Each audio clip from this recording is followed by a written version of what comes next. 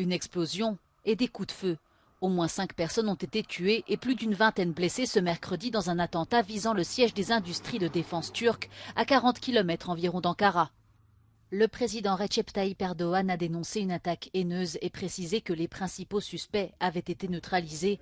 Cet acte n'a pour l'heure pas été revendiqué et le ministère de la Justice turc a annoncé l'ouverture d'une enquête. Selon plusieurs médias locaux, 3 assaillants, dont une femme, sont entrés à l'intérieur du complexe à bord d'un taxi. L'un d'entre eux se serait ensuite fait exploser.